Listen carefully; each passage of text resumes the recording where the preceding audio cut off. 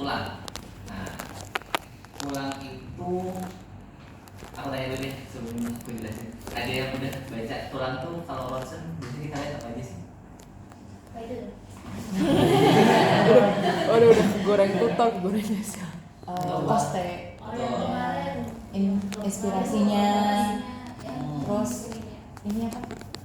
Pokoknya dilihat simetris atau enggaknya, terus apa lagi ya? Densitasnya, ketajamannya, terus apa lagi ya? Dan yang satu kok bener semua. Jadi ini ya, kalau tulang itu pertama yang harus kita lihat adalah namanya trabekulasi. Nah, trabekulasi itu lapisan dari tulang atau periosteumnya dia itu intak atau enggak. Kalau dia intak atau dia mulus kayak perempuan perawatan, itu berarti dia tidak ada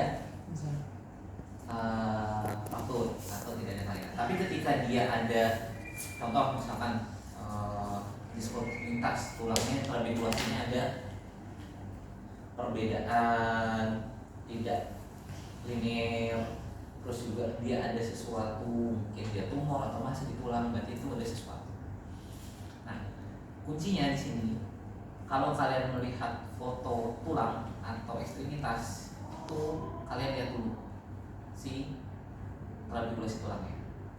Yang kedua, kalian lihat itu adalah di sekitar tulang. Dia ada gangguan nggak? Misalkan ada soft tissue swelling kah, atau misalkan ada massa kah? Itu buat menilai dia. Kalau misalkan ada ya kita jelasin. Ini aku ngacak dari slide tadi ya, karena ini slide kan banyak banget ya. Jadi yang penting-penting aja buat kalian ujian nanti. Ya udah selesai. Udah selesai. Jadi kalau anatomi nanti kalian baca sendiri ya. Contoh ada banyak sekali. Tapi kalau aku sih kemarin kalau saya tolak sama abang ya. Kalau tulang sih aku belum tahu. Maksudnya soal apa yang mau aku ungkap. Tapi kayaknya kalian belajar dulu. Maksudnya anatomi tulang kepala. Kalau ekstremitas sih kalian bisa nalar ya. Maksudnya nalar cuman nggak sebanyak yang di osteoparia. Osteoparia kan banyak banget anatominya. Tapi kalau misalnya tulang ya kalian cukup pelajari yang penting-penting. Misalkan contoh humerus, ada kaputnya, ada kolumnya, terus juga ada bagian shaft, terus juga ada misalkan os femur, os tibia itu ada malleus medial, malleus lateral. Terus misalkan ada tulang-tulang tertentu yang ada prosesus, misalkan kayak os ulna, ada prosesus Stelegus os ulna. Itu kalian baca sendiri. Cuma yang aku mau tekan di sini tuh gimana cara kalian nanti menginterpretasikan kalau misalkan ada foto tulang, kalian cara jelasinnya gimana supaya kalian dapat poin maksimal pas di responsi nanti. Ya. Nah, ketika kalian melihat tulang itu pertama kali yang kalian lihat tadi trabekulasi, di sekitarnya sama ada namanya alignment. Nah, ketika alignment itu bermasalah, berarti dia ada sesuatu, bisa itu fraktur, bisa itu dislokasi, bisa itu destruksi. Destruksi itu kayak misalkan osteoporosis dan lain sebagainya, yang dia mengganggu struktur tulang, bikin tulangnya nggak lurus. Atau misalnya contohnya adalah skoliosis. Jadi urutannya kalian melihatnya poin-poin itu yang kalian sebutkan. Selanjutnya nama kelainannya. Kelainan itu biasanya kalau pada tulang terbagi menjadi, pertama itu adalah massa. Massa itu ada yang di dalam tulang, ada yang di soft tissue. Cara jelasinnya gimana? Cara jelasinnya adalah tampak apa dulu nih? Misalkan dia soft tissue dulu ya. Soft tissue itu misalnya tampak opasitas. Nah, kita lihat dia mungkin atau ini mungkin. Kayaknya dari gambaran ya. Cari gambaran dulu ya, biar kalian ada gambaran. Apa gambaran? Coba kalau baca slide-nya sih kalau aku malah pusing ya. Mendingan aku sesuai lebih ke kalau kalian belajar pola pikirnya tuh lebih enak kalau dulu kita.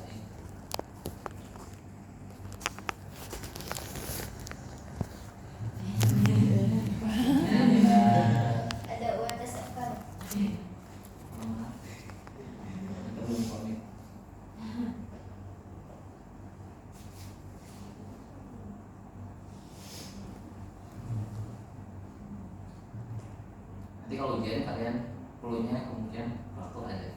Jadi nanti aku aku bantu kalian gimana cara jelasin kalau deskripsi aku. Ini contoh masa dulu ya.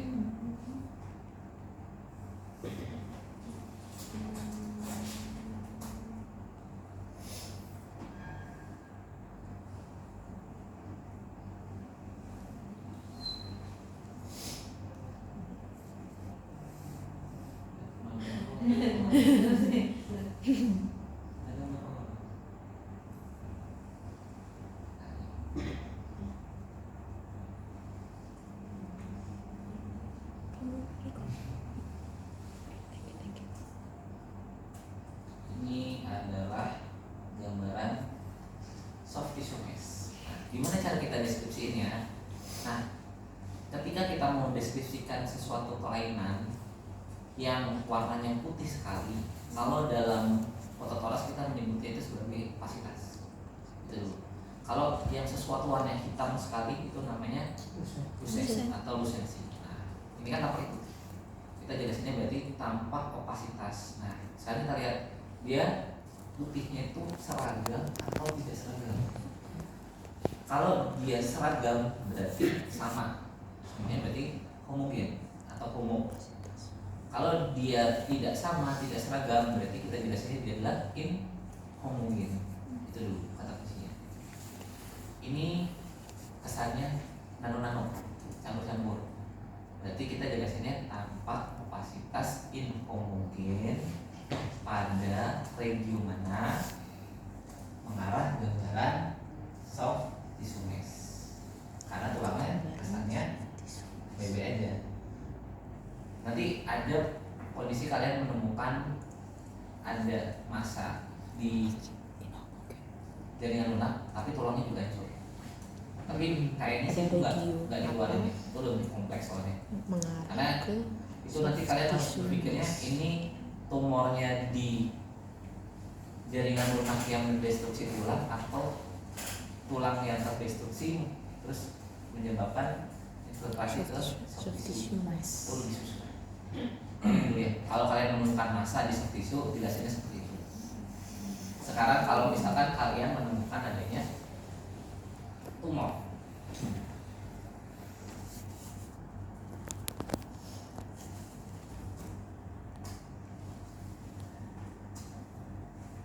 ini contoh bone tumor ya.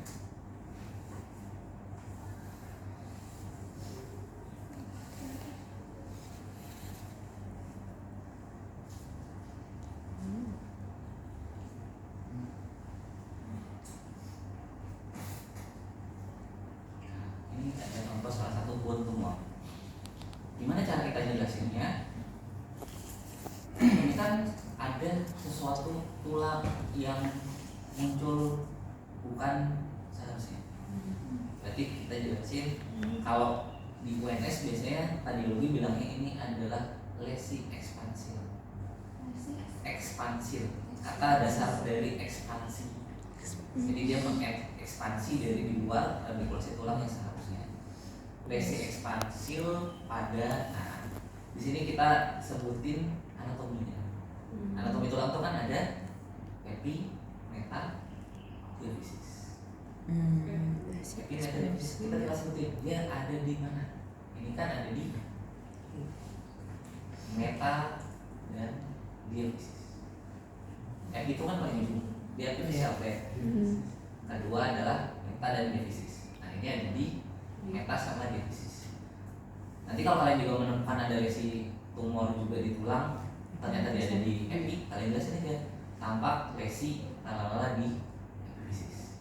Ini salah satu lesi yang keluar dari tulang, ada namanya lesi ekspansi.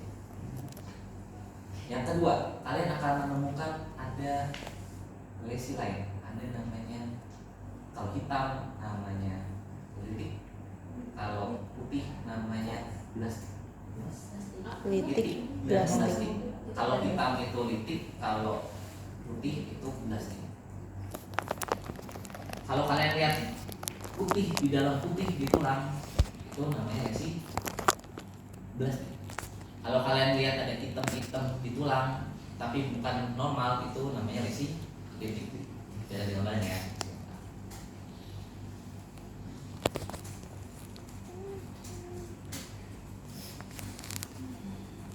Berarti maksudnya di dalam tulangnya tuh di dalam sininya dong? Betul, di dalam kalkulasi tulangnya ada bentukan seperti warna hitam, tapi bukan yang Beda normal. sendiri lah. Beda sendiri. Itu bisa kita bilang dia lesi atau estimasi.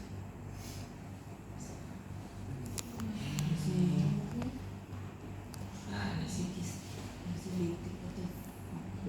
Ini contohnya namanya lesi litik. Dan di namanya lebih gelap. Terus itu untuk deskripsiin tumor ya. Ada lesi litik, lesi blastik, atau lesi ekspansil. Lokasinya di mana? Ekspansi litik. Nah, terus biasanya itu, tapi ini lebih advance sih kalau kalian biasanya nggak sampai. Kalau kalian mau les tumor aja bisa, ini ada namanya periosteal reaction. Jadi ketika dia itu ada kanker tulang di situ, biasanya tulang itu akan hancur, terdestruksi oleh si sel kankernya. Tapi tubuh itu punya mekanisme untuk membuat tulang baru. Makanya dia ada namanya periosteal reaction. Nah, artinya macam-macam, ada jenis-jenisnya. Tapi itu sih menurut saya nggak akan pernah, pasti kalian udah bisa menyebutkan. Nanti kalian bisa bedain, oh ini tumor, oh ini massa, oh ini trauma. Itu udah bagus. Yang selanjutnya yang pasti akan keluar adalah fraktur. Fraktur ada yang tahu jenis-jenisnya?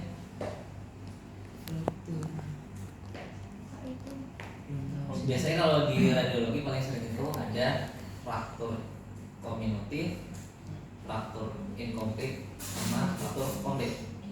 Nah, fraktur yang komplit dulu. Komplit itu kalau misalkan dia terjadi patahan tulangnya 2 fragmen aja. Itu kalau komplit. Kalau incomplete dia ada diskontinuitas aja tapi nggak sampai menyebabkan fragmentasi tulang. Yang ketiga kominutif, kalau fragmen frakturnya lebih dari 3. Kan ada banyak sebenarnya. Kominutif, inkominutif. Komplit. Incomplete. Oh, Sama yang apa Mungkin tuh? kalau kalian punya Kominutif. Incomplete. komunitif. Komunitif. Komunitif. Sebenarnya ada banyak ya, ada fraktur green stick, ada fraktur dan lain-lainnya sebagai macamnya. Tapi ya itu sih sebenarnya termasuk ke incomplete, komplit ataupun. Aku enggak, aku lebih ke foto. Tapi gini ya, ini di luar dari klasifikasi yang akan kalian jumpai, misalkan kayak Koles, ada Smith, Galeazzi, Montegia. Itu sebenarnya prinsip dasarnya adalah fraktur dengan dislokasi. Tapi yang penting itu kalian tahu dulu nih konsep dasar frakturnya dulu. Konsep dasar frakturnya kurang lebih seperti itu. Tapi kalau kalian mau di luar klasifikasi itu ada banyak, kalian baca mandiri aja. Tapi kalau misalkan untuk model ujian, saya rasa sih kalian untuk mengetahui 3 jenis fraktur itu aja udah cukup. Jadi tadi ya, kalau misalkan dia ada fraktur dengan 2 fragmentasi, itu adalah komplit. Kalau dia tidak ada fragmentasi tulang dan kesan netrabekulasi tulang yang diskontinuitas tidak menyeluruh, berarti itu ada inkomplit. Kalau dia frakturnya, fragmentasinya lebih dari 2 lah, itu udah masuknya ke komunitif. Kita cari contoh.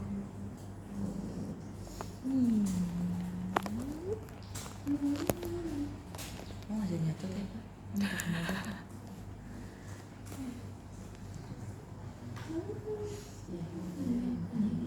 Ini adalah contoh dari fraktur komunitif.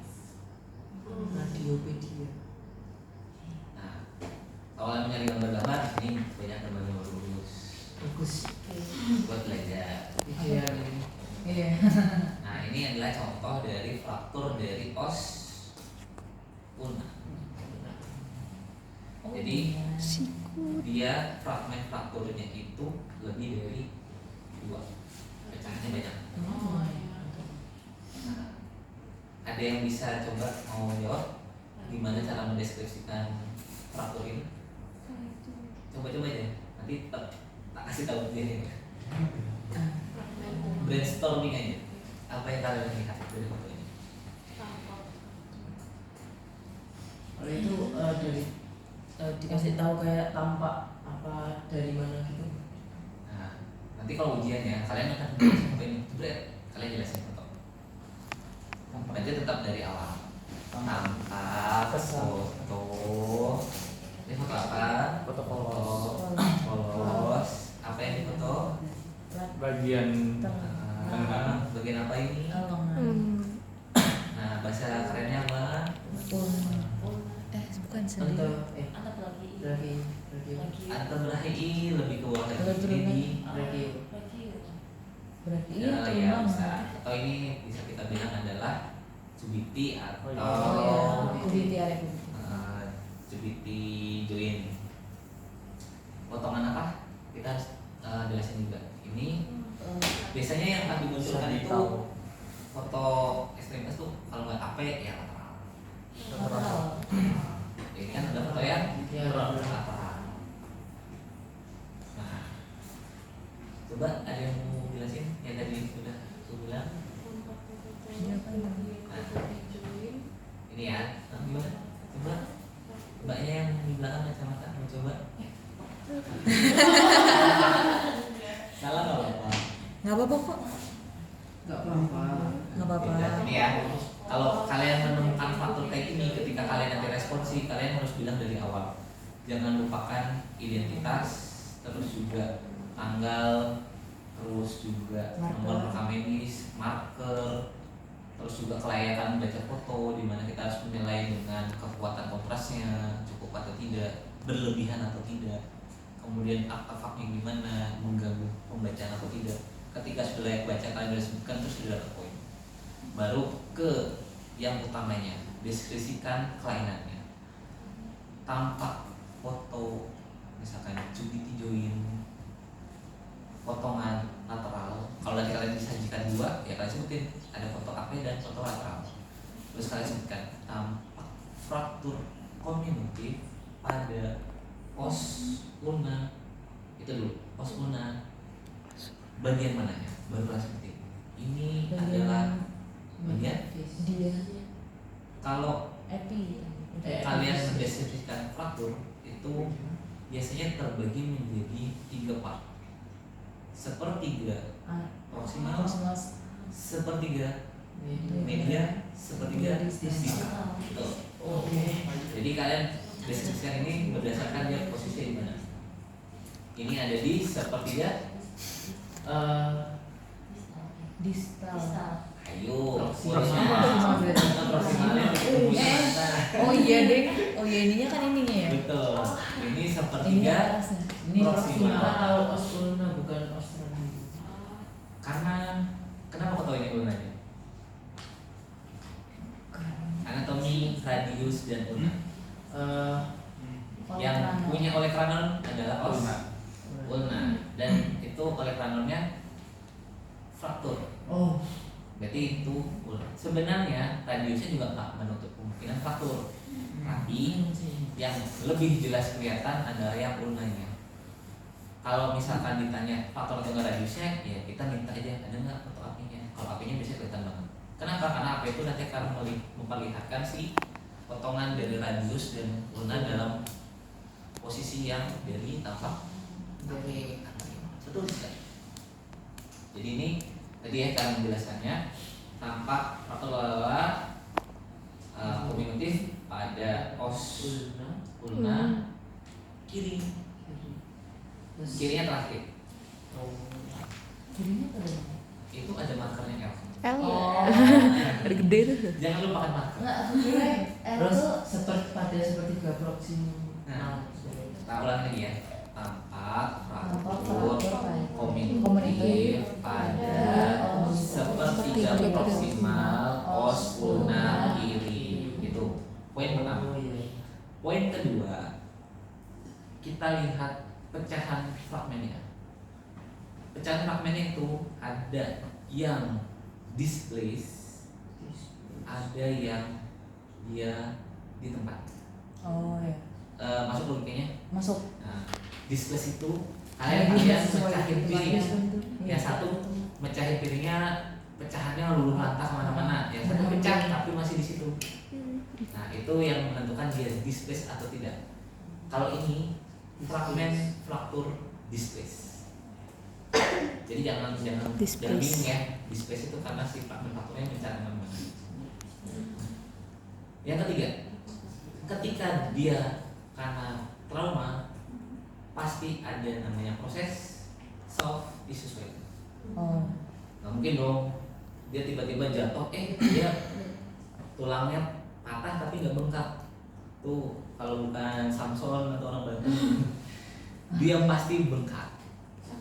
Itu yang akan membedakan dia fraktur karena trauma atau fraktur karena tumor atau proses keganasan.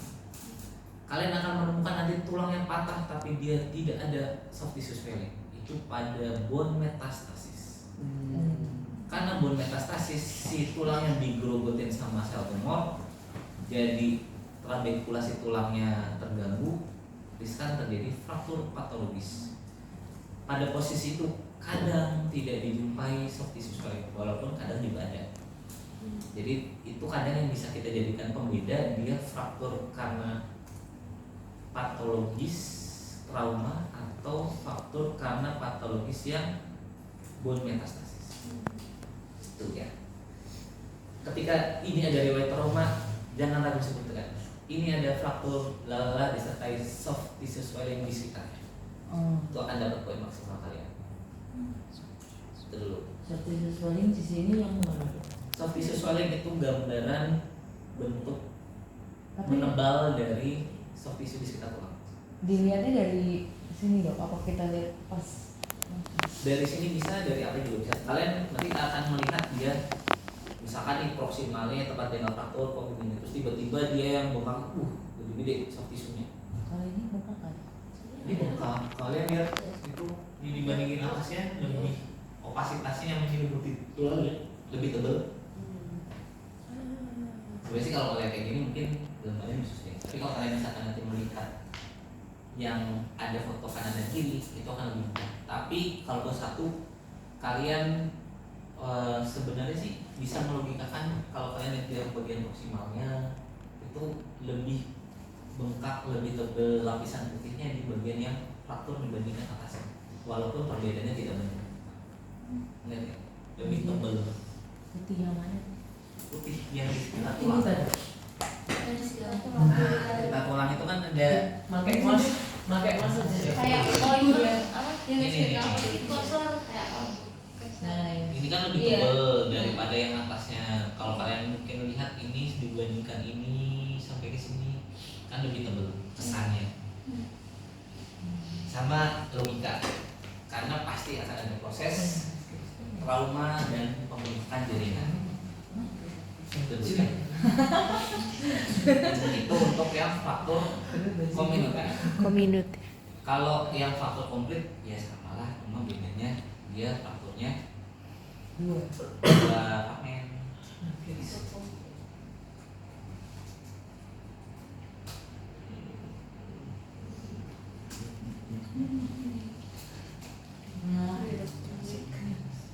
Hah?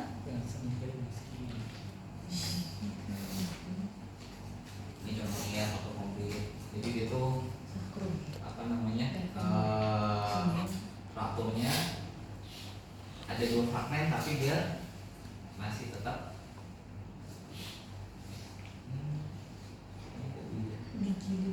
Dijilid.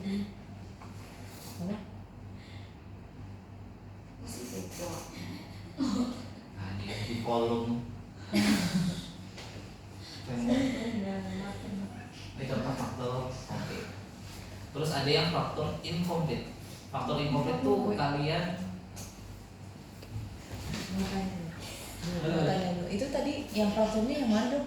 ini ayo yang mana Di kolomnya, Dok. ayo yang mana di kolom Leher. ini iya ya kan ada nggak rata nih. Iya. Terus tiba-tiba ada di sini. Sebenarnya ada putih. Ini yang disebut dengan malalignment. Alignment Oh yang iya, tidak kelihatan. normal disebut Kayak malalignment. geser gitu loh Kan ujungnya. harusnya mulus nih. Set. Miring gitu. Ini ada nonjol tulang. Punya Nah, harusnya di siapa bawah, nih? harus geser ke bawah dikit. Nah, ini adalah malalignment. Kalau dia normal Kelihatan harusnya nggak?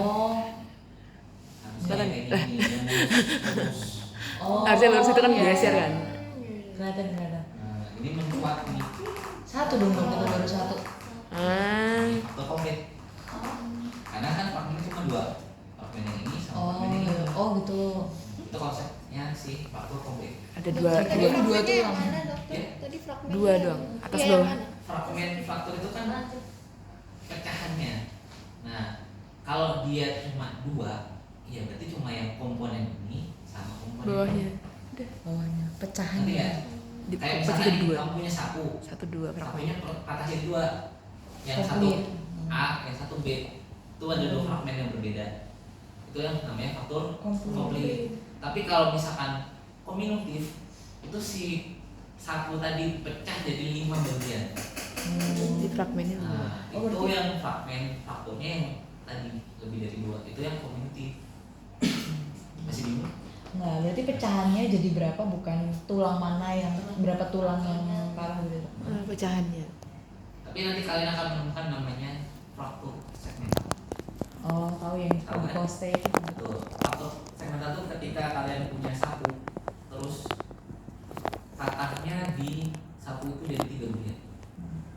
Bagian atas, bagian bawah, tengahnya ada patah. Itu fraktur segmental. Kenapa dibilang segmental? Karena si segmen ini lepas dari sumbu pengikatnya. Jadi dia bisa melayang mau kemana-kemana, itu segmental. Sama kayak kosta juga segmental.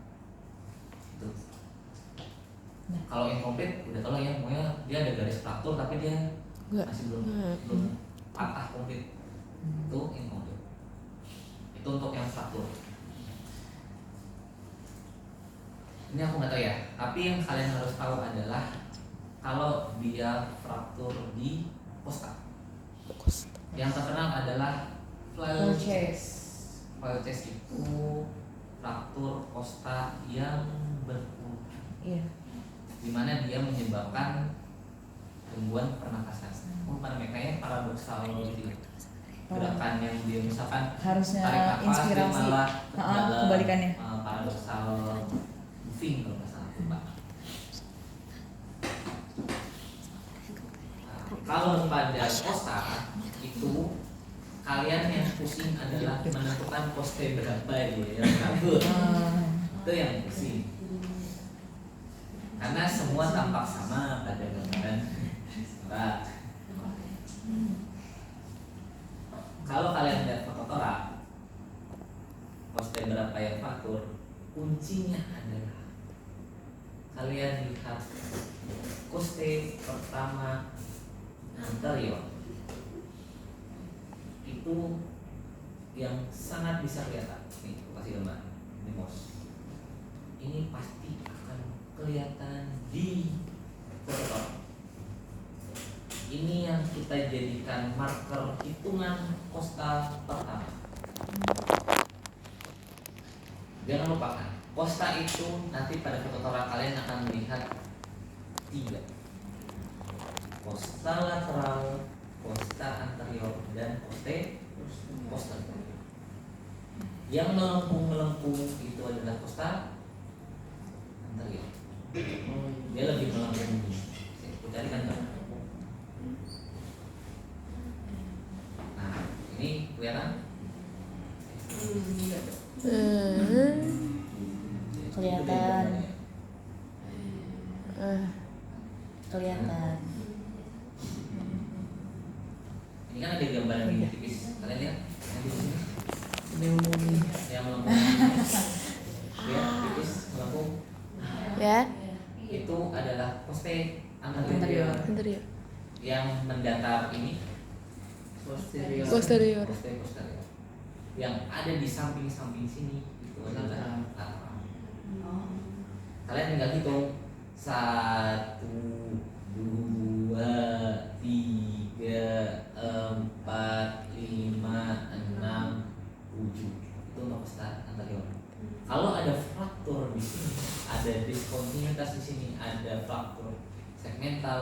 berarti yang kena adalah posterior anterior. Kalau yang kenanya yang lurus-lurus ini berarti dia adalah yang posterior. Yang ini ya, ini posterior 1, 2, 3, 4, 5. Ini satu ya, satunya dari sini. Kalian lihat yang di sini. Ini kosta 1. Yang kosta 2, 3, 4, 5, 6 dan seterusnya. Kata kunci lain yang kalian bisa lihat adalah floating coste. Walaupun kalian nggak tahu. Floating coste itu pasti coste 10 sampai 12. 11-12. 11. Jadi itu yang kalian bisa jadikan marker. Oh ini mulai hitungan satunya dari situ. Oh mulai hitungan 12 dari situ. Kenapa kalian penting harus tahu? Karena kalian nggak mungkin bilang, oh fraktur koste, nanti bedah tulangnya bingung ini koste berapa, nanti dibuka semua tulangnya. Jadi kalian harus tahu itu kosta di mana. Dan di ujian pasti kalian sudah menyebutkan kostanya sebagai berapa yang berapa. Kalau torak pasti torak. Pasti. Belajar. Terus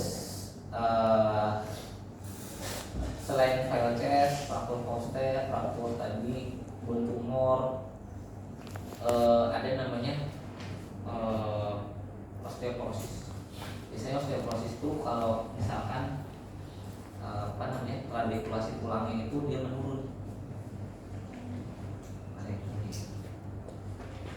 Dokter nanti mau PPT-nya boleh nggak? Kayaknya nggak bisa deh. Soalnya ini materi responsinya dari sini. Oh. Walaupun nggak balik beda ya, tapi secara kurang lebih biasanya sih. Tapi pakai responsnya di sini. Aku sih pengen aja masih. Responsi boleh ya dok? Boleh. Iya. Terus apa sih ini ya? Namanya itu adalah osteoporosis.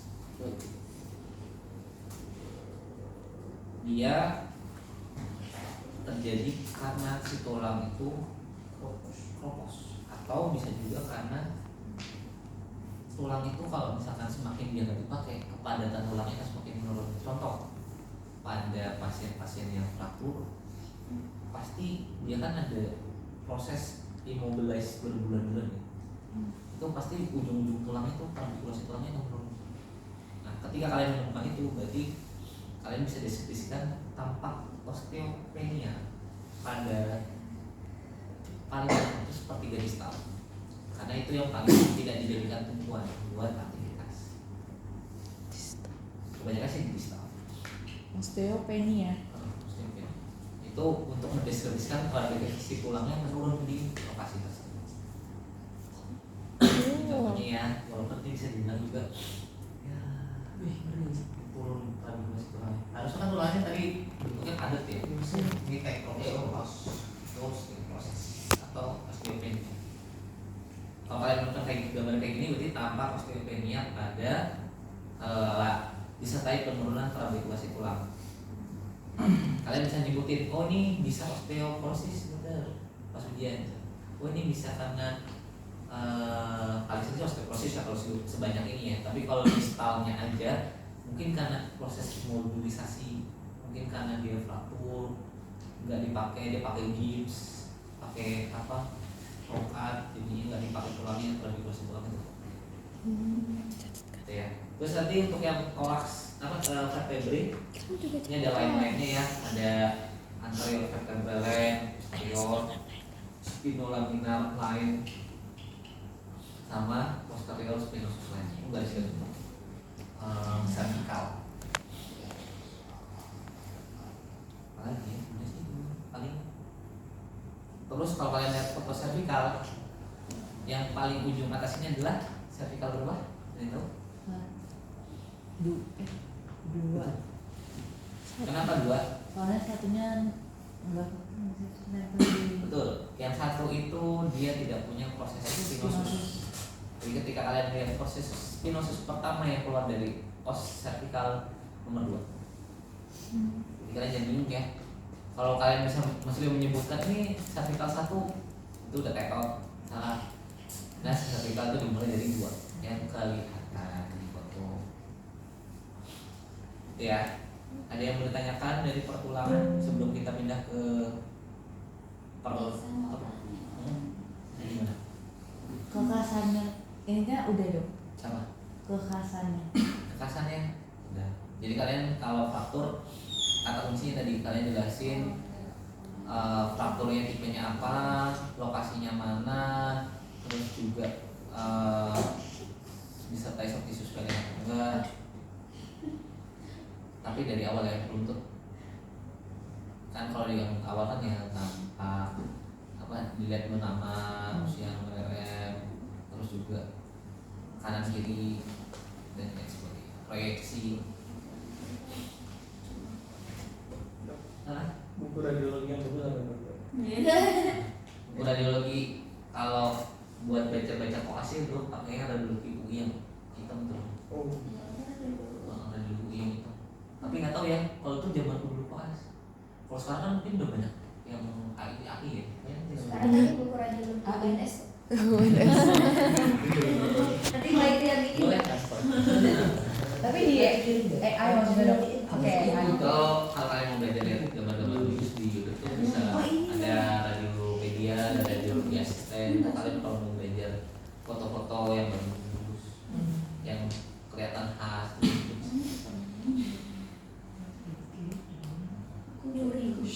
Terus lanjut ya kita ke toraks sama filmnya.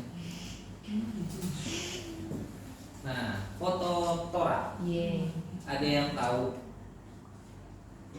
apa yang kita nilai dari foto torak? Brainstorming ini. Tadi inspirasi.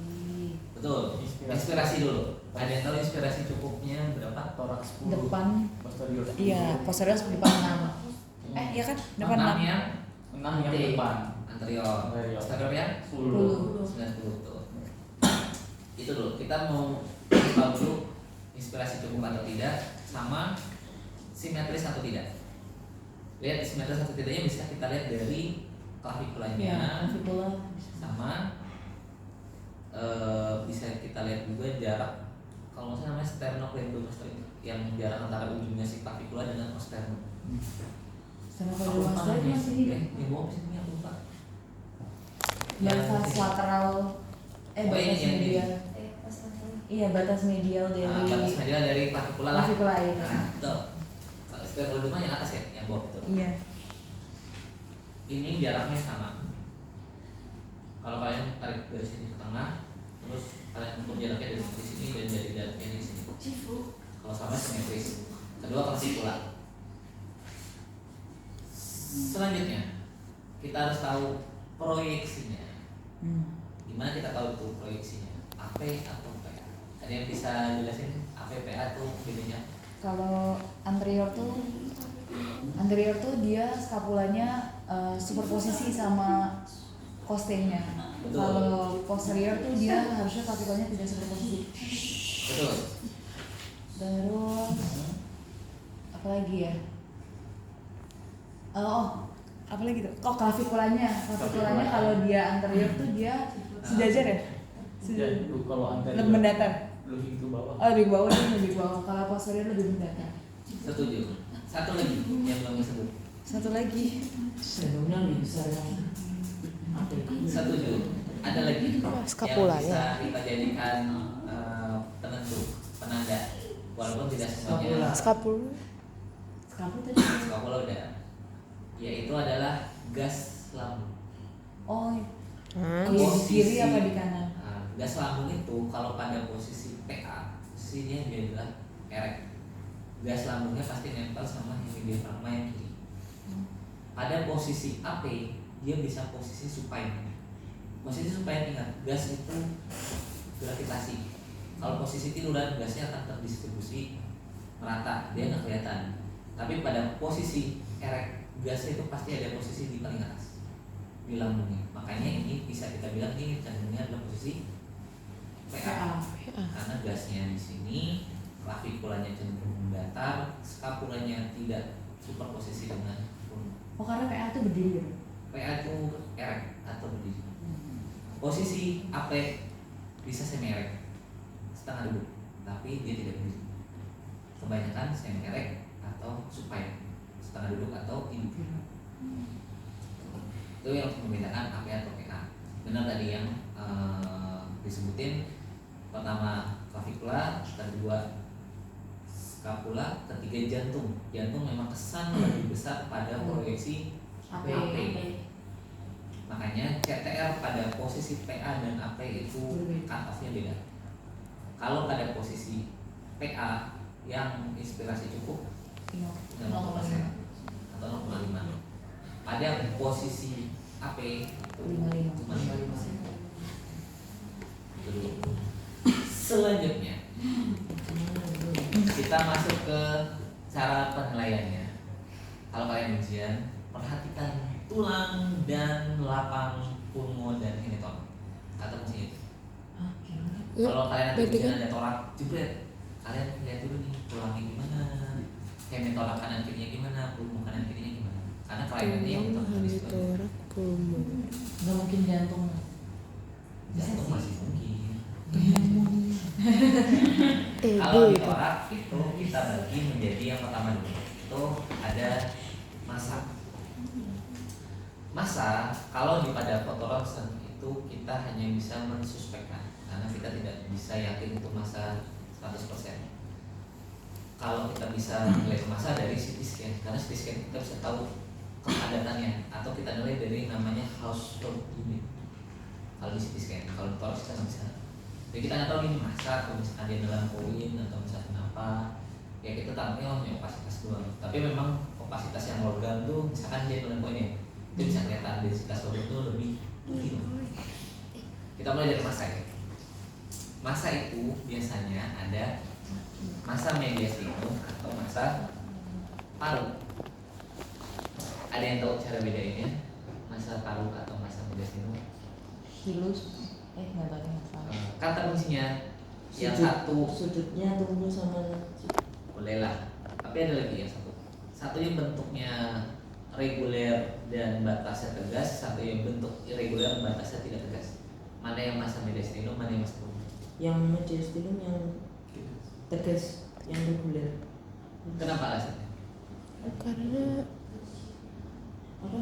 Aku lupa. Karena ada betul itu kata kuncinya.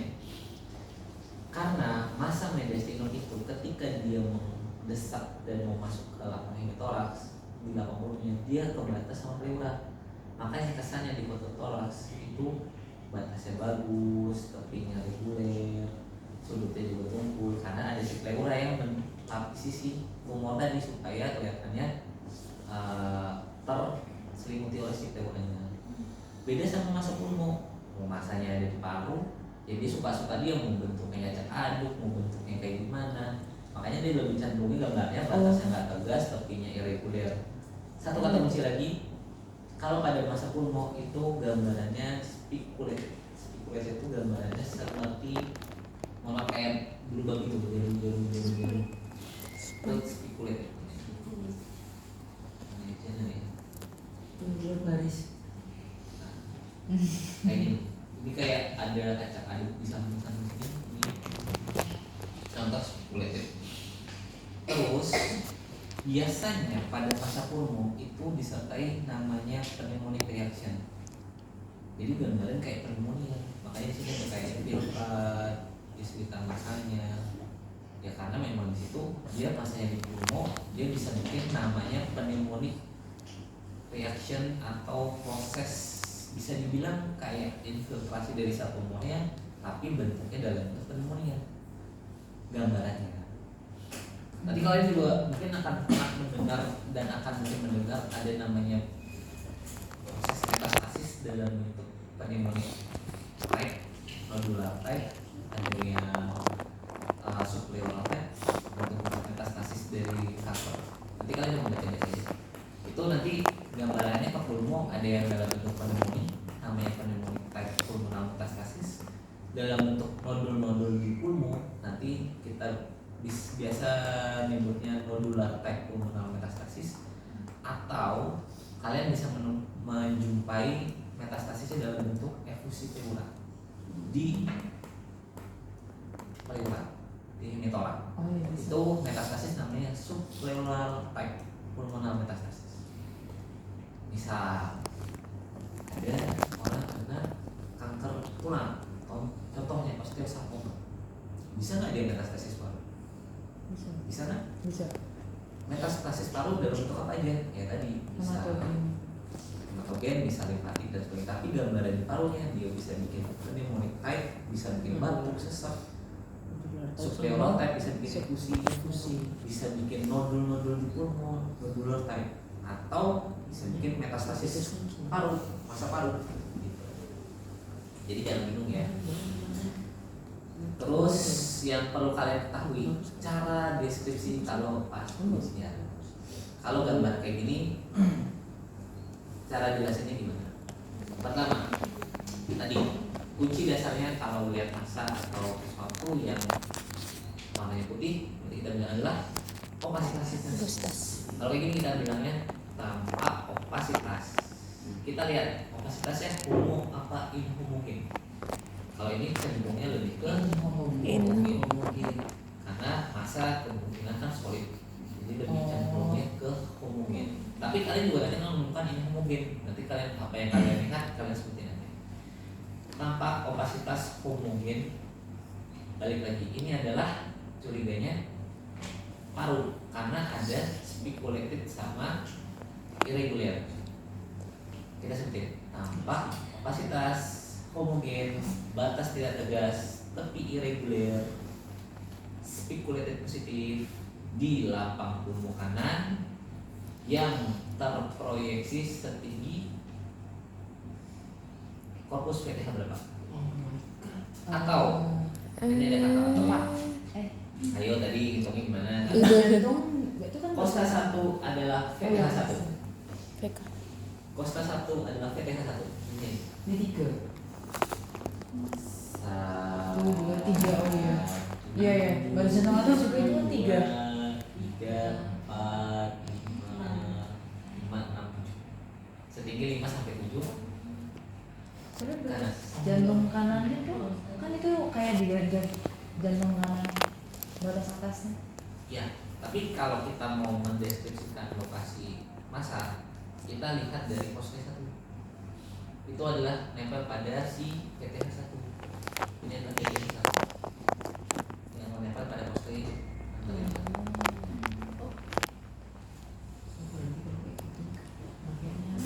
Atau ada opsi kedua, kalian bisa menyebutkan lokasinya di mana dari titiknya. Ingat, pulmo kanan ada 3, kiri 2, Lubus. kita bisa sebenarnya kalau untuk lobus kita tidak bisa mendeskripsikan kalau kita nggak ada satu latar. Tapi kalau ini kita bisa bagi di zona, ada upper zone, mid zone, lower zone. Kalau ini sih bisa kita bilang di middle zone dari pulmo kanan. Tapi kalau kalian mau bilang terproyeksi setinggi VTH 5 sampai 7 sisi kanan gitu. Sekarang kalau yang masa mediastinum itu kalau misalkan dia tapi tadi ya tinggal kita ganti dia tanpa kapasitas homogen, batas tegas tapi reguler yang terproyeksi setinggi korpus PTH 5 sampai 7 sisi kanan. Suspek masa mediastinum DD masa pulmo. Sarannya apa? Sarannya adalah CT scan torak dengan nafas. Kalau yang spekulasi itu gimana? Spekulasi itu ini. Tadi. Bener-bener. Karena dia masanya itu nggak ada penyelidik pleurannya, ya jadi sakai si masanya mau bentuknya tekan dulu ke gimana. Berarti ini masa dari Betul. dari paru. Betul. Ini loh, kalau mediastinum itu jelas. Masa Pak? Iya. Oh. Oh. Isi. Oke. Ada yang ditanyakan dari para masaan?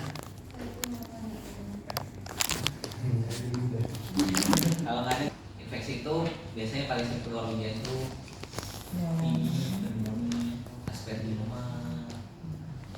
Gitu. Kalau pneumonia itu biasanya kan pasti kata kunci yang harus kalian sebutkan adalah infiltrat atau konsolidasi. Kalau ini modelnya kalian boleh nyebut infiltrat to the point, kalian nyebut konsolidasi to the point. Tapi kata kunci pneumonia itu biasanya ada namanya R bronchobronchial. Ada yang pernah dengar?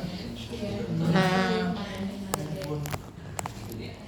Jadi biasanya ada R bronchobronchial yang tertrapping oleh si infiltrat. Makanya dia tampak infiltrat atau tampak konsolidasi disertai R bronchobronchial itu yang sistem yang tertrapping di infiltrat atau konsolidasi. Terus jangan lupa disebutin di 80 mana, 80 kanan kah atau kiri, mengarah gambaran sebenarnya. Kalau kalian mau nilai sempurna, berarti kalian bisa dari jantung sekalian. Jadi kalau kalian pernah ngelihat ekspertis sentorapi atau UNS atau rumah sakit Mawardi kan, nomor satu pasti core atau jantung. Dilihat dari ukuran yang normal dengan CTR sekian. Terus yang kedua baru pulmut. Kalau misalkan dia tampak sesuatu ya tampak infiltrat disertai abu kuda, misalkan yang dipenuhi di 80 kanan.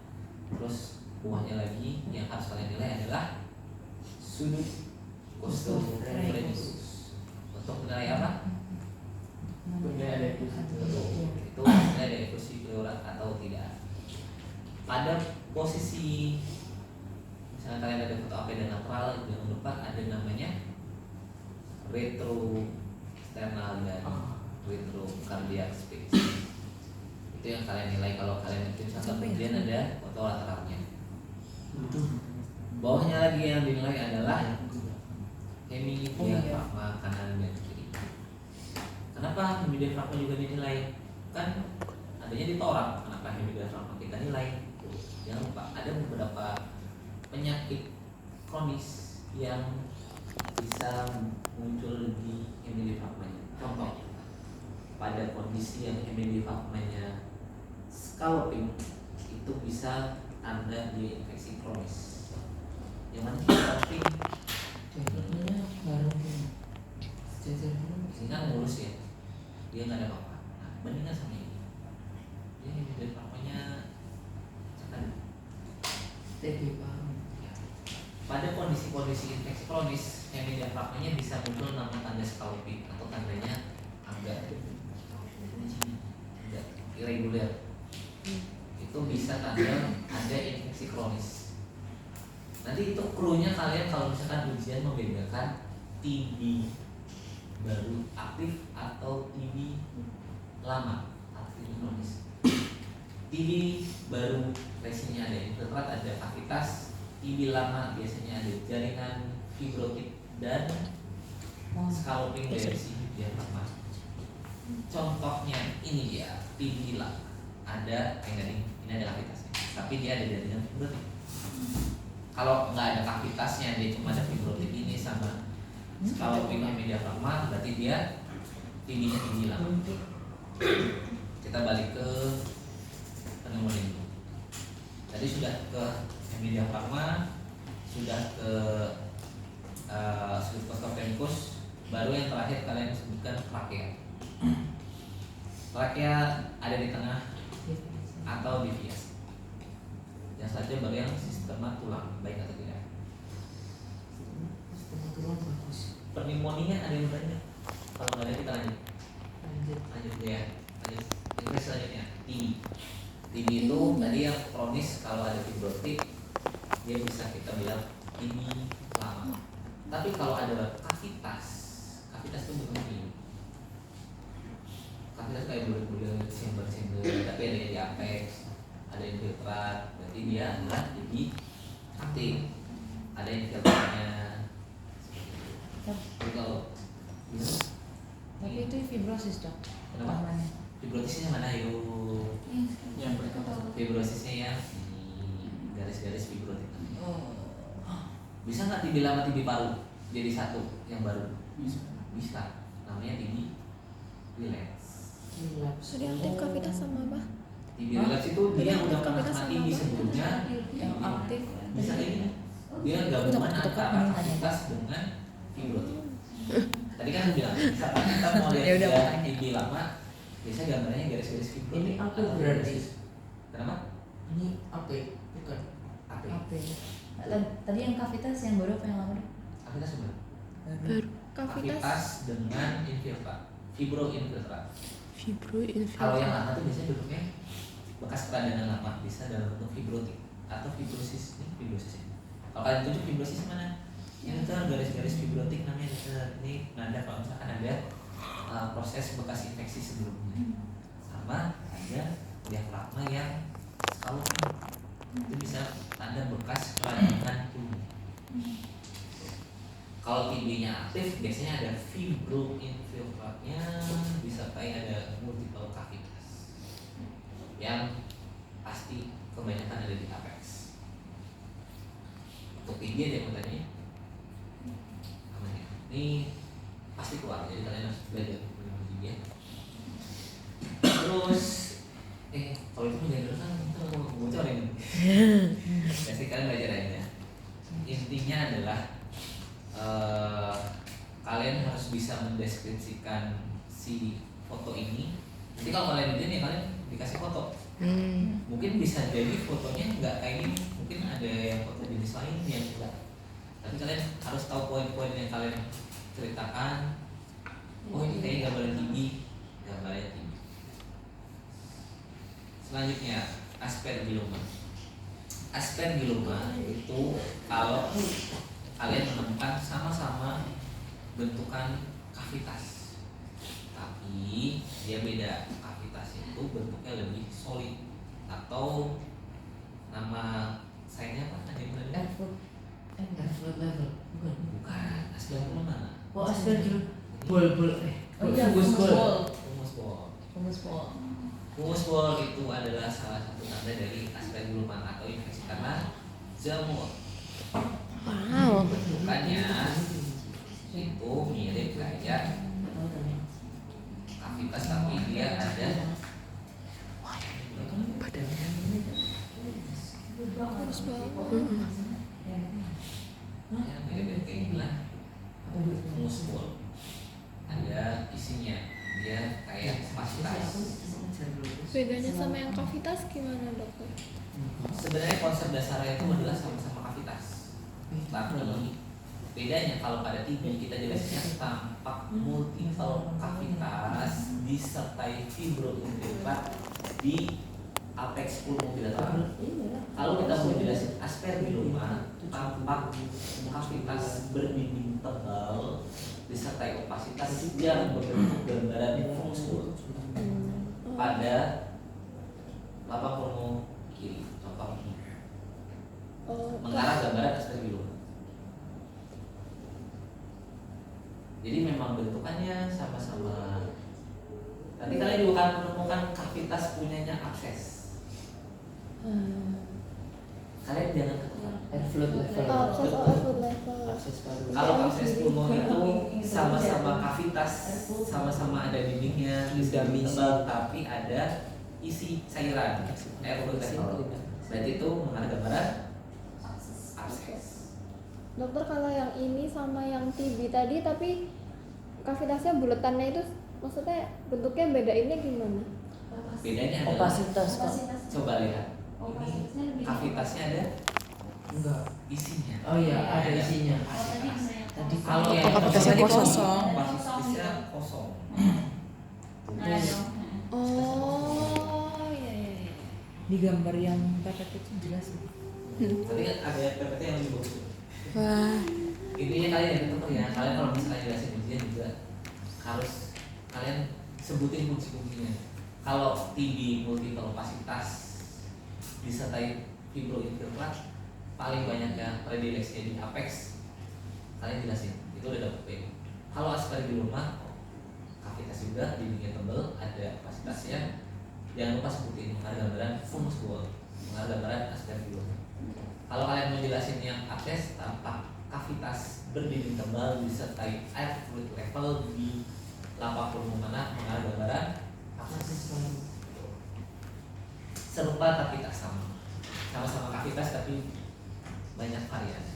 Nanti kalau ujian langsung foto radiologinya atau ada klinisnya dok? Oh jelas fotonya aja. Tapi biasanya nanti kalau aku sih biasanya tak kasih tuh apa tak kasih. Oh ini pasiennya habis trauma. Oh ini pasiennya ada keluhan demam. Oh ini pasiennya keluhan ini. Tapi kan penguji seperti itu ya. Kalau OSCE gimana dokter? Balik tergantung soal penguji. Ada yang ngasih gambar, kalian jelasin yang kalian kasih gambar. Yang penting kalian walaupun kalian nggak tahu ini, saya kalian tahu gambar khas-khasnya. Kalian jelasin itu udah dapat nilai. Misal contoh, aku cuma ngasih gambar ini doang. CBT kok. Aku cuma ngasih gambar ini misalnya. Kalian jelasin CBT. Kalau responsi biasanya lisan ya. Kalau yang mana sih lisan? Tapi ada CBT mungkin ya. Iya, OSCE-nya CBT. Kalau CBT Nanti mungkin biasanya ada tipe ya. Ada responsi. Tanggal 5-nya radiologi. Pokoknya jangan diputar ya. Kata kunci-kunci itu bisa jadi muncul di ujian. Udah mau nanya dong. Tapi kalau nanti OSCE itu kita radiologinya itu ada CBT-nya atau pakai kayak kaki kemarin ya? Kalau di CBT-nya Aku sih tadi dengar kayaknya sebelum balik tuh ada CBT-nya nih. di jadwal.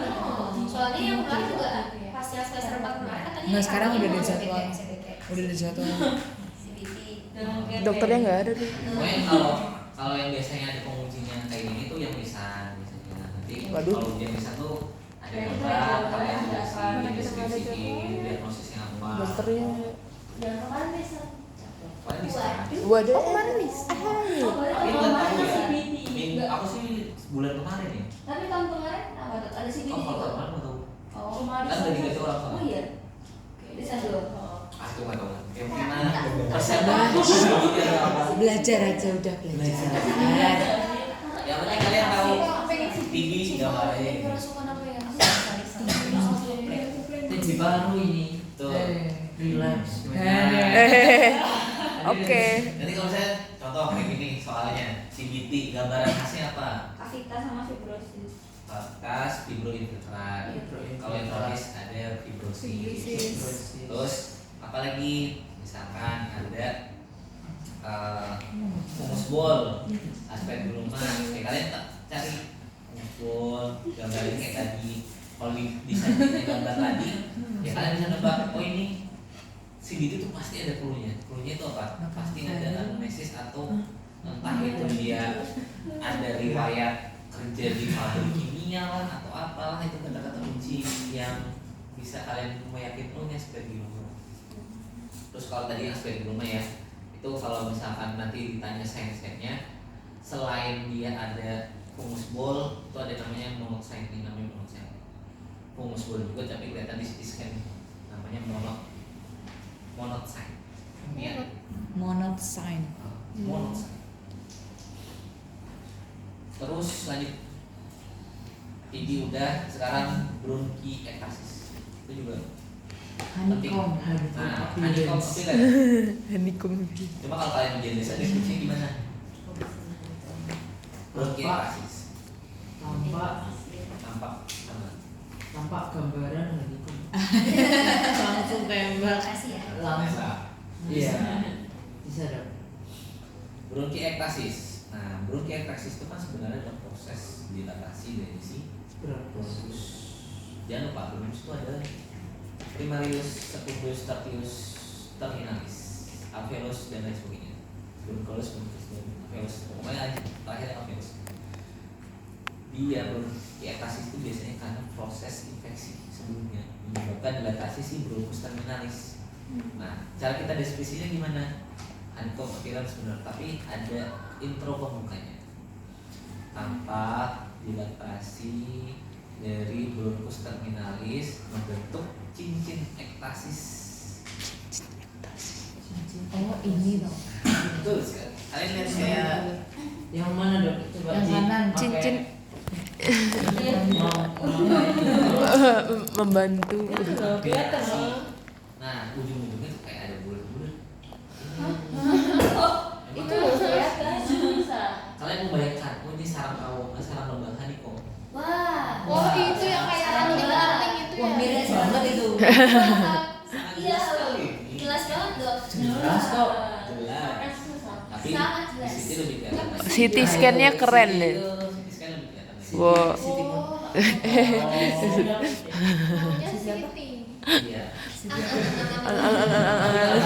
Kalian lihat konsep kayak gini harus tahu ya, ini kan nama orang. Dia Siti Zubaidah. menembalnya itu posisi di bronkus terminalis. Bronkus terminalis. Primarius, sekundus. Nah, itu tertulis dan terminalisnya memang lebar dibatasi.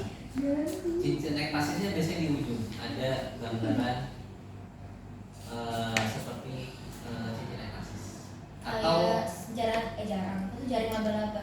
mirip-mirip gitu lah. Tapi kalau Dari sebenarnya tas, ada dari- Pak, ada namanya honeycomb, ada namanya cincin ektasis, sama satu lagi itu yang terkenal adalah signet rings. Oh iya. Signature sign. Signet. Itu kalau CDT ya keluar. Nah, maksudnya kalau kalian ada pilihan kayak gitu, ada berbagai ektasis, sign-signnya tinggi. Di histo nggak sih? Tapi kalau yang kayak gini, kalian lihat lisan fotonya muncul di Di sini, PA. ya kalian harus belajar Iya, ini iya, di PA. apa dilatasi, bronkus terminalis, pembentuk gambaran cincin ektasis pada 80 kiri mengarah gambaran Bronkiektasis. disertai kalian mau sebutin honeycomb appearance boleh, signet ring cell boleh, signet ring sign boleh. Oke. Kita lanjutkan infeksi. Sekarang kita lanjut ke kardiovaskular. Oh my god, balik lagi. Banyak dia. Nanti 11:10 kita pindah ke abdomen. Abdomen cepat aja. Ini yang selanjutnya adalah kardiovaskular. Kardiovaskular itu biasanya ya nggak jauh-jauh dari edem dan efusi pleural. Walaupun infeksi juga bisa pada PPT biru. efusi. Hitam. Hitam biru. Nah, kalau kita mau melihat dia ada edem pulmo atau enggak, itu kita lihat dia dari pasti ada corakan itu di hilus. Hilus meningkat. Karena semua berawal dari hilus. Jadi corakannya itu pasti akan menebal mulai dari hilus sampai ke sekitar lapang pulmo kanan dan kiri. Oh iya deh. Nah, ada 3 stage untuk edem pulmo. Yang pertama proses sepalisasi, kedua proses perihilar haziness, dan kalau udah parah kalian bisa menemukan namanya adanya bedwing. Oh. Bedwing. Itu udah yang tahap Bedwing yang appearance. sekiannya lah. Itu gambarannya mirip-mirip, cuma bedanya kalau yang perihilar haziness itu dia nggak seopasitas punyanya bedwing. Bedwing itu udah kayak kapakan sempal, udah hampir setengah hemitoraks kanan kirinya yang tertutup sama si edemnya. Nah, kalau kalian mau misalkan kalian menemukan tanda edem pulmo apa, ingat ada namanya curly. Bisa ya. Kok terlibat? Ada curly B, curly A, curly C, curly D. Tapi yang kelihatan curly B, curly Apa? curly C sama curly D itu biasanya kelihatan di foto lateral, cuma itu susah. Biasanya kita yang bahas itu curly. Curly-nya di mana lihatnya? Biasanya di lateral, ada garis-garis lurus. Kalau kalian zoom, Lebih ke tahap. ini ya garis-garis Bedwing. ke arah samping. Karena Kalau kayaknya ada skematiknya deh di edem apa? Google. Karena karena Iya, edem baru. Jadi ini curly. Kerlis itu sign, terus bedwing appearance Curly sama bee. apa dong? Curly. Curly line itu ya. Curly di curly C. Nah, buat Curly. Bedanya apa kerli untuk itu? bedanya posisinya. Kali A ada di mana, kali B di mana, si D ada di mana. Cuma posisinya gitu. Ini loh tahapannya tuh yang Iya. lebih dulu. Perihilar haziness baru bedwing. Kali itu yang di samping lateral. Yang paling kelihatan tuh kali. Ya, Duet dong. garis-garis ke samping. Emang sih kalau dari garis-garis kebanyakan Imajinasi. mengimajinasi. Imajinasi. Itu kesukaan saya. Imajiner. Imajinasi. Yang Mana ini tadi sih? Ya, jadi kalau saya Nyari tanya gambarnya di ada PPT berapa waktu stage? belajar 3. Mana Paling ini parah. kali ini nggak Terus boleh. Coba tunjuk mana? Mana Kalau yang sih? pertama itu hanya edem lokal atau sekalisasi, biasanya mulai meningkat corakan dan vaskularnya, tapi di sekitaran itu saja. Terus efusi. Nah, efusi itu kita pasti melihat dia ada gambaran Meniskus. opasitas dan meniskus.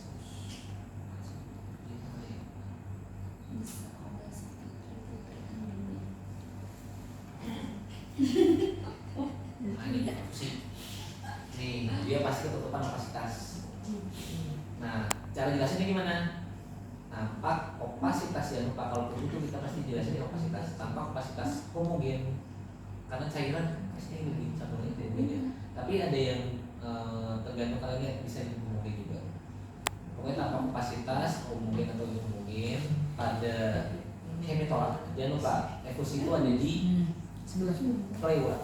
Oh, iya. Kalau kita bilang pleura kita sebutnya hemitorak. Kalau dia ada di pulmo kita sebutnya di lapang pulmo. Kayak pneumonia kita sebutnya di lapang pulmo kanan atau kiri. Tapi kalau pleura kita sebutnya di hemitorak. Itu akan menentukan lokasi pada saat deskripsi. Di hemitorak kanan pada efusi pleura pasti ada yang melebar. Apa itu? Aku suka. Itu menumpuk. Itu menumpuk. Yang melebar adalah SIC dan Oh iya, akun pleuranya. ini SIC-nya tulangnya jadi lebar. Jadi lebar-lebar. Jadi nanti kalian kalau deskripsikan tampak opasitas homogen pada hemitoraks kanan disertai pelebaran kafum pleura kanan. Kalau kalian Penenggalan menyebutkan kafum itu pleura ada kanan. pelebaran IC juga. Itu untuk efusi pleura. Nah, Iya, di satu lagi, ketika kalian lihat efusi, kalian harus melihat definisi trakea. Ada apa? Apa yang membedakannya? Kenapa kita harus tahu? Masif atau enggak? Betul. Masif itu yang terdorong sampai terdorong Kontrol. mendorong apa yang didorong? Pakaiannya. atau organnya maksudnya jantung bisa nggak? Nanti kalian deskripsikannya kalau misalkan masif yang terkesan mendorong trakea dan organ mediastinum ke sisi kontralateral. Jangan bingung ya, kalau kalian pakai kegeser, kalian menjelaskan itu masif efusi pleura, berarti kata-kata yang opasitas dijelasin tadi Udah. yang terkesan mendorong trakea dan organ mediastinum ke sisi kontralateral. Trakeanya ketarik, jadinya apa nih kalau trakeanya ketarik? Atletis. Jadi jangan bingung ya, kalau kalian menemukan ada sesuatu ternyata trakeanya malah ketarik, berarti itu bukan masif, tapi adalah atelektasis. Sampai sini paham ya?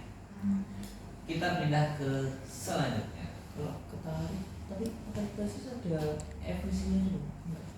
Sebenarnya atelektasis itu adalah kelainan di paru-paru yang menyebabkan si trakea dan organ mediastinumnya ketarik ke sisi yang sakit. Opasitas jangan lupa, dia bukan cuma bisa punyanya efusi. Bisa jadi di dalam efusi ada massa paru atau massa mediastinum yang bisa menyebabkan atelektasis. Jadi nggak mesti ada efusi dulu kan?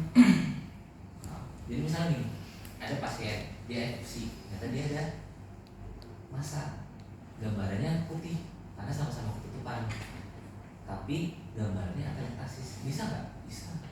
Walaupun dia ada cairan yang harusnya secara logika mendorong, tapi dia bisa juga menarik karena ada faktor gangguan kerusakan parenkimia yang menyebabkan si jaringannya malah tarik, si atelektasis.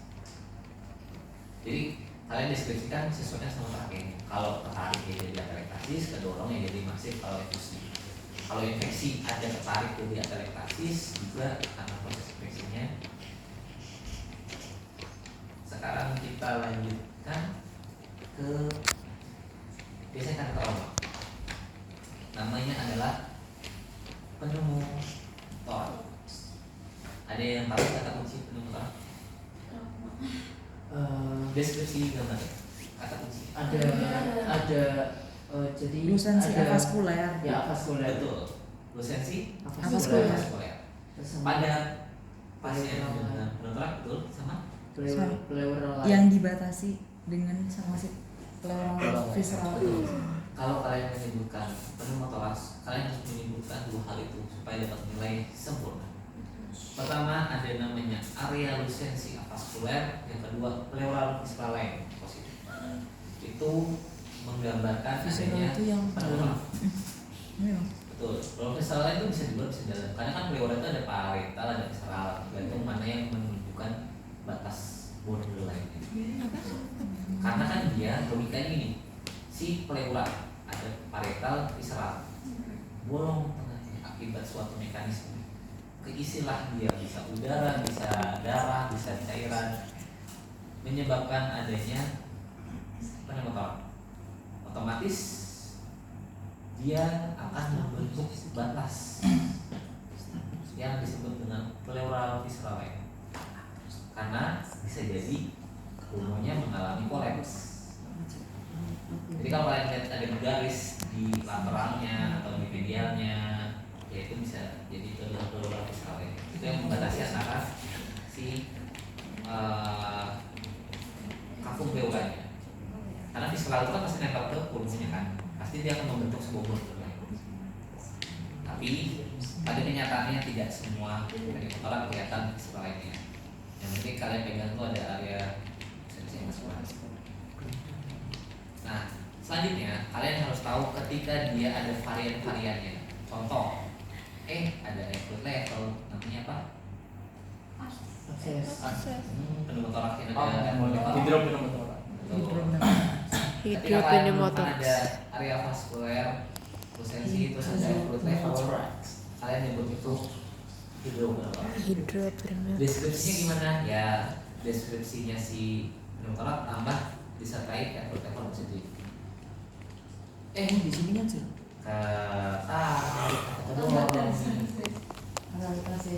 Basis kalau kedorong. Masih efusi. Bukan, pneumotorak yang mendorong jadinya apa?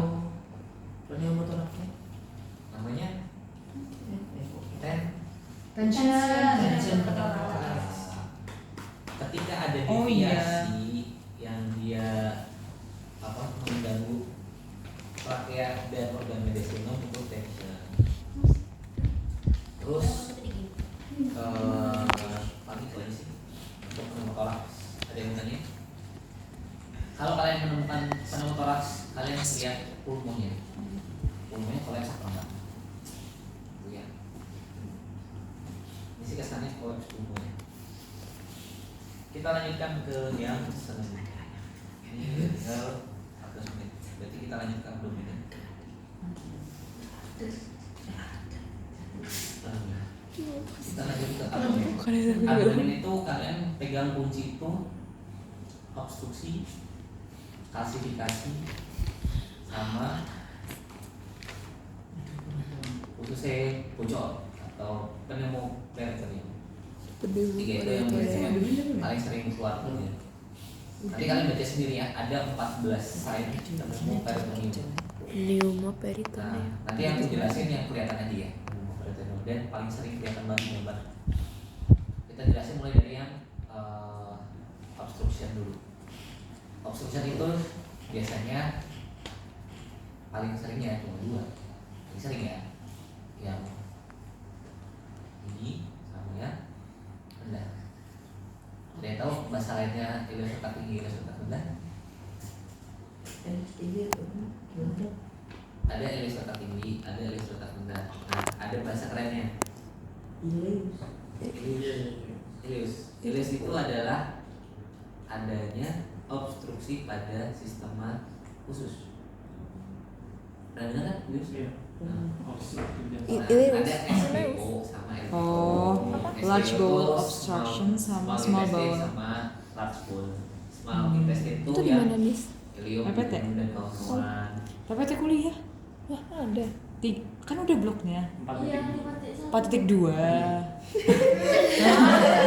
Saya juga suka lupa. Oh, itu yang ada coffee bean itu. Itu yang warna coklat itu. What? Hitam Kita lihat mulai dari yang SBO. Itu pertemuan berapa? Kuliah berapa? SBO atau Small Intestine Bowel Obstruction itu yang harus kalian bisa identifikasi gambarannya. Namanya adalah, ada yang tahu? Gambaran peron dan tulang. Namanya apa?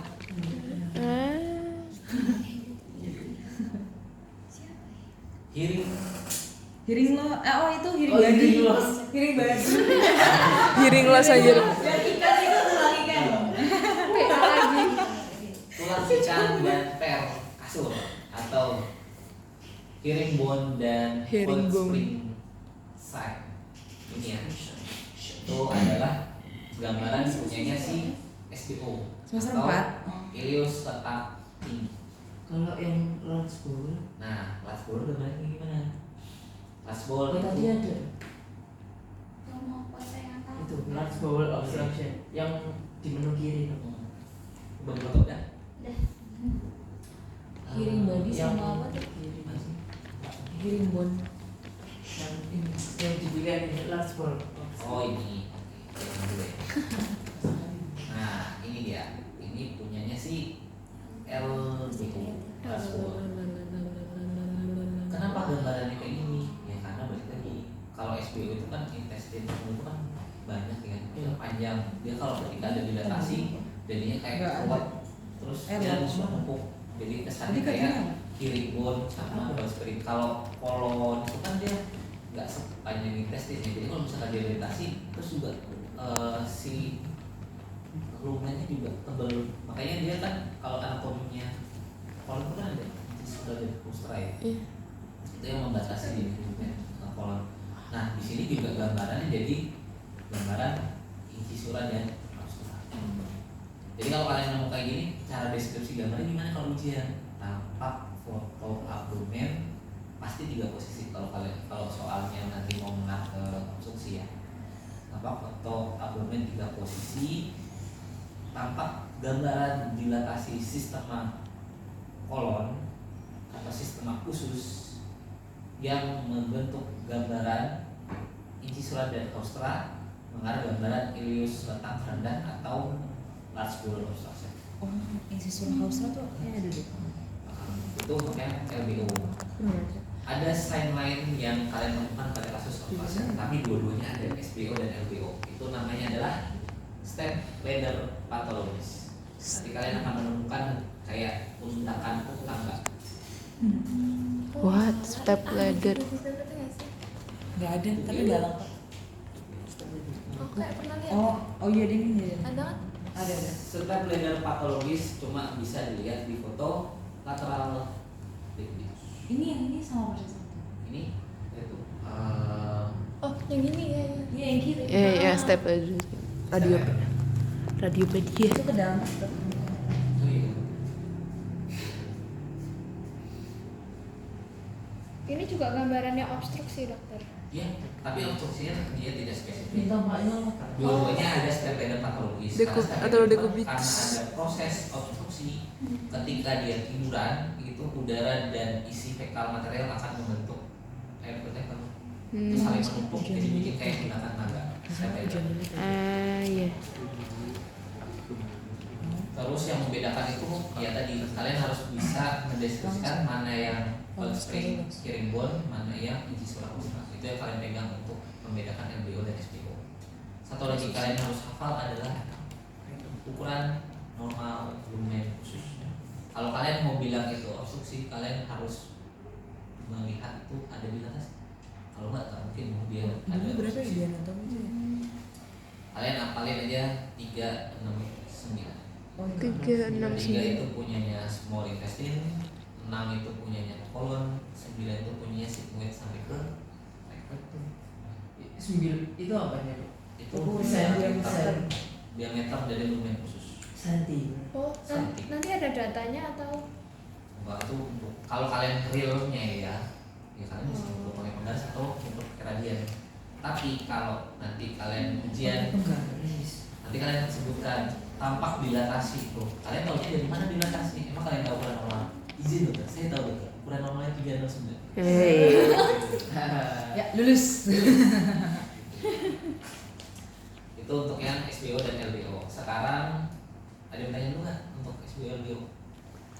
Kayaknya kalau kalian udah tahu kuncinya sih, insya Allah mungkin. Terus yang selanjutnya adalah kalsifikasi. Kalsifikasi itu bisa batu paling sering. Nah, kalau kalian jelasin batu itu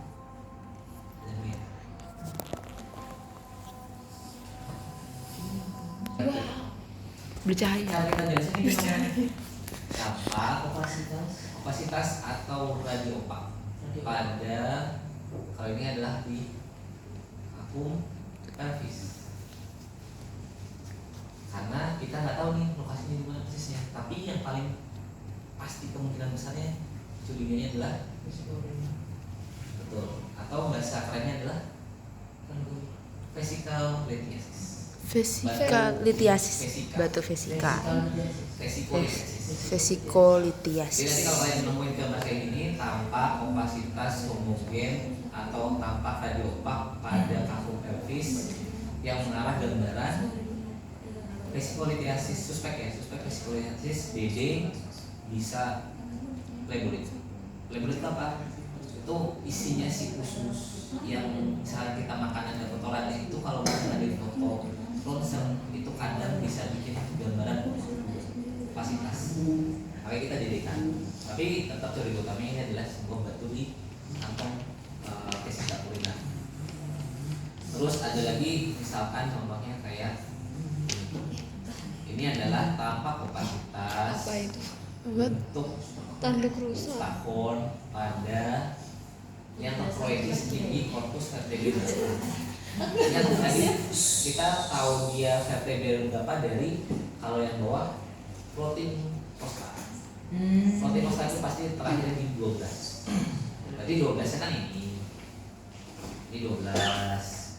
Ini berarti VL 1, VL 2, VL 3. Berarti itu terproyeksi VL 1 sama 3 sisi kanan. Ada gambaran suspek nefrolitiasis atau stakon. Wow. Jadi bentuknya kayak pelvis renalis di opasitas. Tadi ini PTH berapa? VL 1 sampai 3. V berapa? VL VL Lumba- vertebral lumbalis Lumbal, 1 lumbal. sampai 3. 1 sampai 3. Caranya gimana? Udah tahu ya? Ini kan VTH 12 ini floating costa. Berarti di sini mulai hitungan VL 1, 2, 3, 4, 5. Hai. Terus Oke, paham. 5 tuh pasti di atasnya si sakrum, sakrum itu pasti VL 5. Kalian mau hitung terbalik juga boleh kayak 5, 4, 3, 2, 1. Itu untuk yang batu. Terus kalau kalian misalkan nemuin ada opasitas nih di para vertebrae kanan sama kiri, misalkan di sini ada putih, jangan lupa di situ ada ureter. Jadi di sini bisa kalau misalnya ada opasitas curiga bisa juga ureterolithiasis. Di sini ya para vertebrae kanan kiri. Itu untuk yang kalsifikasi. Terakhir, penemu peritoneum. Nah, penemu peritoneum itu yang paling sering banget khas sign-nya itu adalah namanya continuous diaphragma sign.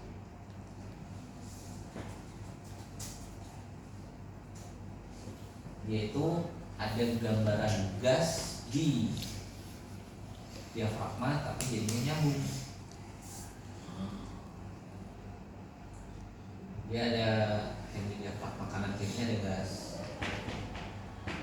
Terus di sininya jadi nyambung di diafragma kanan sama kirinya. Ya itu kok ada yang datar gini ya?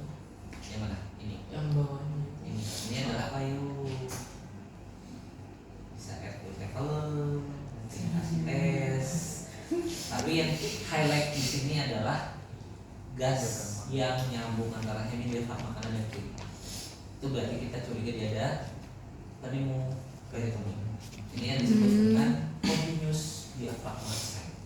Ketika kalian lihat ada penyakit penemu peritoneum. penemu peritoneum itu bukan penyakit, itu adalah ususnya brodol, jebol, gas bisa keluar. Jadi gas itu ada di kantong abdomen. Normalnya abdomen itu tidak ada gas. yang di luar rumen.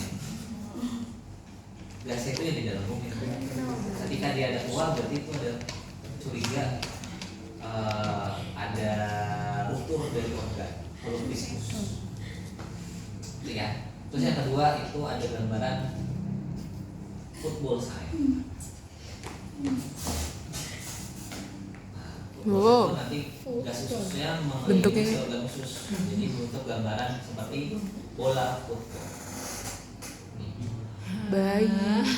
Oh ini bayi.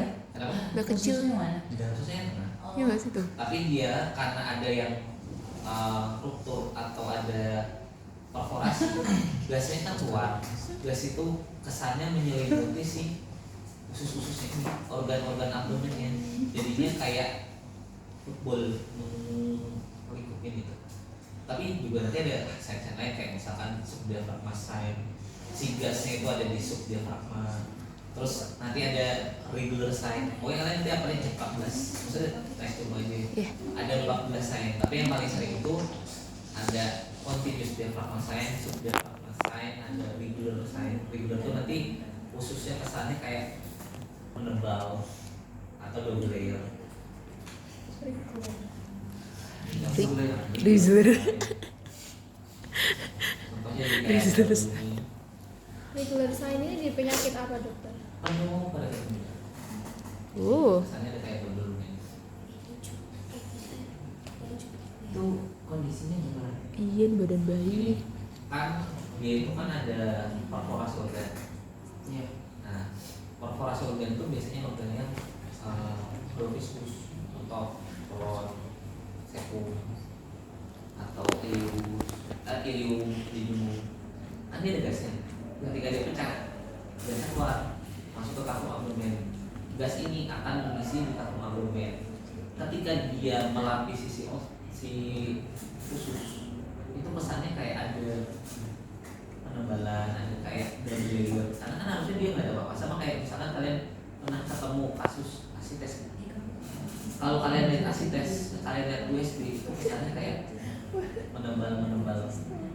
Sama kayak pneumonia itu gasnya di luar. Yang normalnya nggak ada apa-apa, dia ada gas sesuatu. Jadi lebih kelihatan banget nih si lapisan si usus-ususnya. Kesannya kayak double layer. Padahal ya itu kan ada gasnya aja di situ. Itu kurang lebih. Oke, sampai sini ada yang mau ditanyakan?